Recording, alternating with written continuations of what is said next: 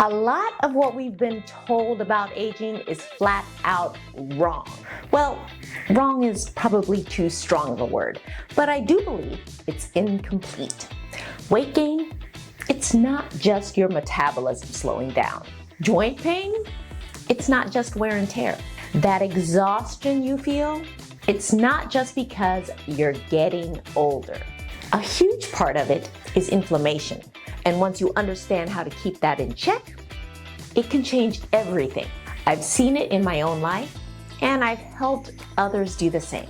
And today, I'm breaking down 5 key steps that can help you burn fat, feel strong, and get your energy back after 50. And really, at any age. Just a friendly reminder before we begin, the information I'm sharing is for educational purposes only. While I am a physician, this content is not personalized medical advice. So if you have any concerns or medical conditions, be sure to check with your own healthcare provider before making changes to your routine. All right, now let's get to it. Now let me take you back to where this all started for me. I had competed in fitness competitions for nearly 20 years. And it wasn't just about how you looked posing on stage. It also involved performing a routine that combined dance, strength moves, and acrobatic skills. Every contest meant months of cardio, hitting the weights, sticking to a strict meal plan, and countless hours of skill drills and routine rehearsals. But then a family medical crisis happened, and I stopped competing. As the years passed, my life looked very different. Work, family, and other responsibilities took priority, and fitness kept slipping further and further down the list. I found myself skipping one workout here and there. Then I started making excuses more regularly. I'm too tired today. I'm too busy today. Next thing I knew, I was 150 pounds. Over 30 pounds heavier than I used to weigh for competition. And I felt every bit of it. Stiff joints, sluggish energy, and weight that wouldn't budge. That's when I realized a lot of what we blame on aging, weight gain, joint pain, fatigue, brain fog, is actually due to inflammation. And if you know how to keep it in check, you can turn things around.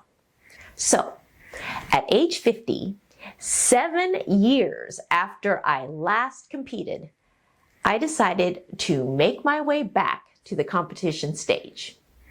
I guess you could call it my version of a midlife crisis. Some people buy a sports car or go skydiving, but for me, it was about challenging myself in a way I knew I loved. But actually, I don't see it as a crisis at all. I see it as more of a midlife evolution. For me, this comeback wasn't just about a number on a scale. It was about feeling strong and energized again. If you've been thinking about getting started yourself or getting started again, these 5 steps are the foundation of what worked for me, and I know they can help you too.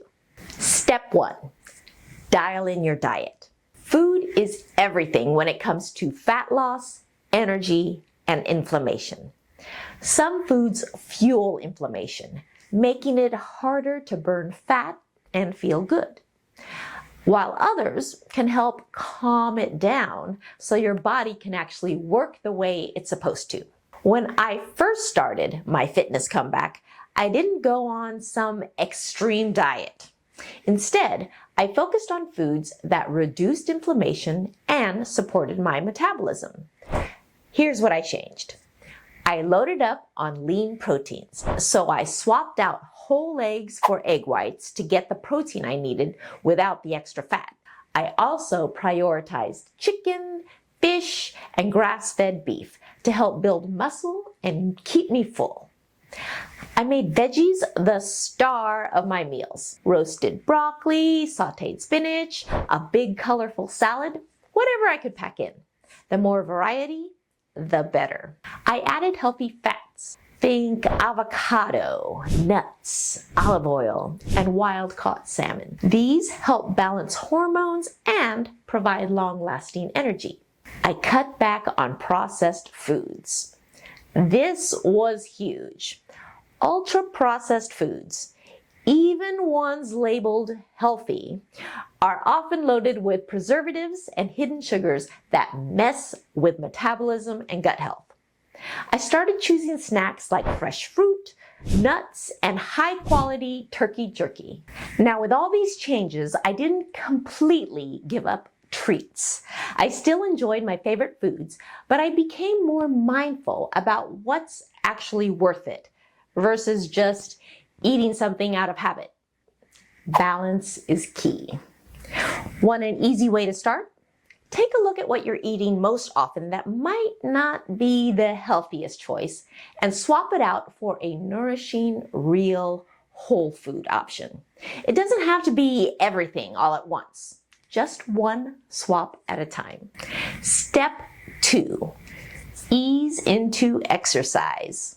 When I decided to get back into shape, I knew I couldn't just jump right back into my old training regimen. That would have been overwhelming. And honestly, I wasn't at that level anymore. So instead of overcomplicating it, I started small. Here's what that looked like. First, I hopped on the stationary bike for just 10 minutes a day because 10 minutes felt doable, even on my busiest days. Then I added push-ups, just one set of 10 repetitions. I wasn't strong enough for full push-ups yet, so I did them on my knees, and that was okay.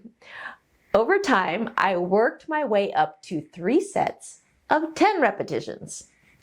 Another addition I made was squeezing in some squats during commercial breaks. Yep, while watching TV. It was an easy way to fit in strength work without having to set aside extra time. What I did not do was dive straight into a traditional, fully fleshed out workout routine. An upper body workout with 3 sets of 5 different exercises, plus a lower body workout with 3 sets of 6 different exercises.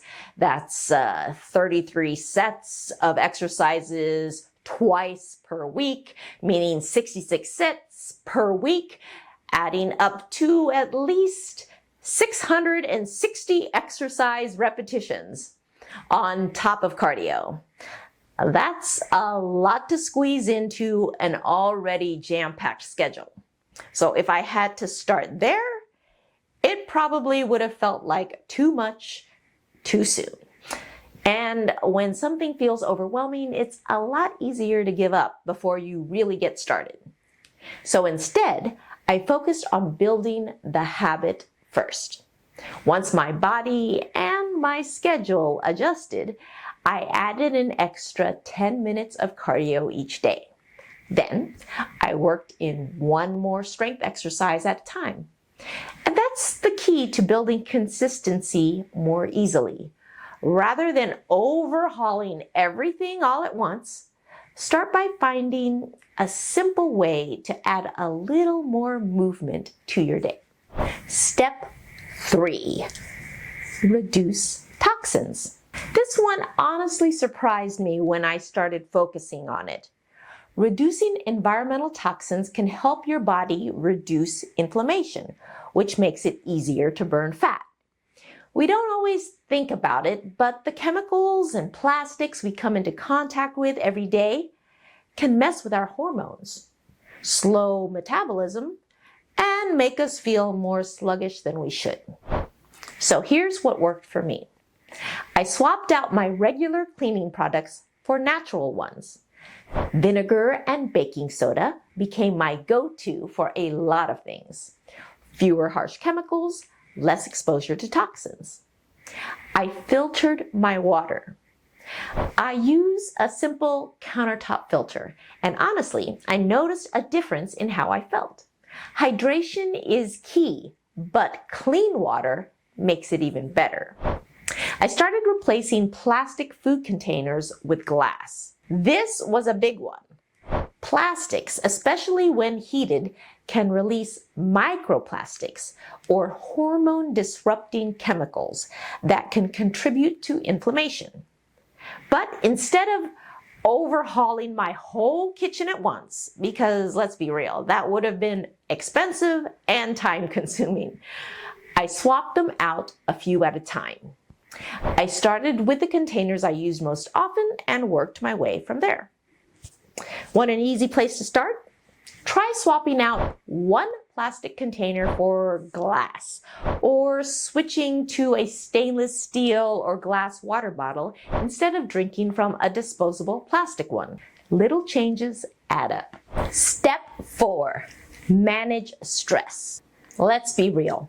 Stress can sabotage your goals faster than just about anything.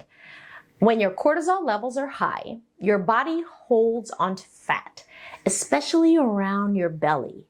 Your metabolism can slow down and inflammation can skyrocket. So even if you think you're doing all the right things, eating well and exercising, but you're constantly stressed, your body is still going to fight against fat loss. That's why managing stress is just as important as your workouts and nutrition. When I feel overwhelmed, here are a few things that help me reset almost instantly. Taking a quick walk outside. Just a few minutes of fresh air and movement can shift my mood completely. Journaling for a few minutes. Writing down my thoughts, even if it's just a brain dump, helps me clear my mind and put things into perspective. But one of my favorite ways to deal with stress, because I can do it pretty much anywhere at almost any time, is the 4-7-8 breathing technique, which I learned from Dr. Andrew Weil. Here's how it works. First, inhale deeply through your nose for 4 counts. Second, hold your breath for 7 counts. Third, exhale slowly through your mouth for 8 counts. After I do just 4 cycles of this, I feel more relaxed. It only takes a minute or 2. Why does this work? Because exhalation, breathing out, especially a prolonged exhalation, can activate your parasympathetic nervous system, which is basically your body's built-in relaxation response. We commonly use the phrase rest and digest to describe that response. Most of us live in a sympathetic nervous system state. That's the fight or flight mode, where stress hormones like cortisol are pumping through our bodies. But long exhales, like the 8-count exhale in this breath work, can help switch us into parasympathetic mode, where our body can calm down and digest properly, so you can actually start letting go of stubborn fat. The goal isn't to eliminate stress, because let's be honest, life happens, but to give your body the tools to handle it better. Try this.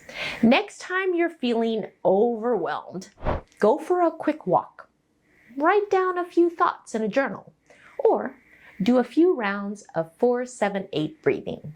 Even 1 minute of stress relief can make a big difference. Step 5, prioritize sleep.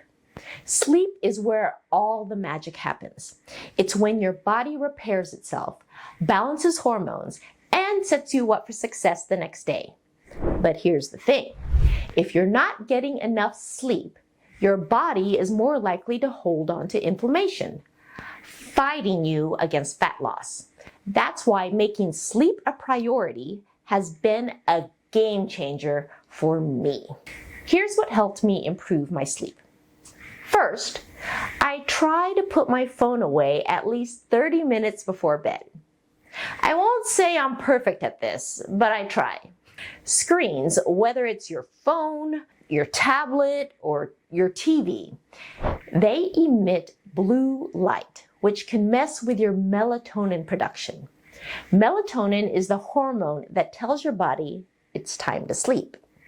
When you stare at a screen late at night, your brain gets tricked into thinking it's still daytime, making it harder to fall asleep.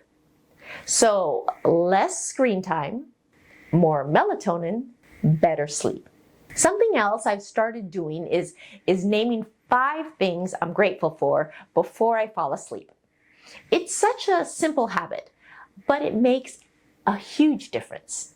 Instead of lying in bed thinking about everything I have to do tomorrow, I focus on the good things that happened that day.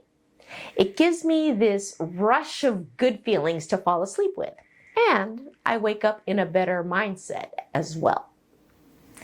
And on some nights, to help my body wind down, I sip on a hot cup of herbal tea, usually lavender or chamomile. It's a small ritual that signals to my body that it's time to relax. Plus, it keeps me from reaching for a late night snack, which can also mess with sleep. And a quick note for those of you who take medications, it's always smart to check with your healthcare provider to make sure that there are no interactions. At the end of the day, it's not about overhauling your sleep routine overnight. It's about making small shifts. Even something as simple as going to bed 15 minutes earlier can make a difference. Start with one thing and build from there. Your body will thank you. So, what do you think? These 5 steps don't have to go in any specific order. Just pick the one that feels the most doable for you right now. Maybe it's tweaking your diet, adding a little more movement to your day, or just focusing on better sleep. Whatever it is, start small and be consistent, because those little changes add up. Let me know which step you're going to start with in the comments. I'd love to hear what you're focusing on and be able to cheer you on.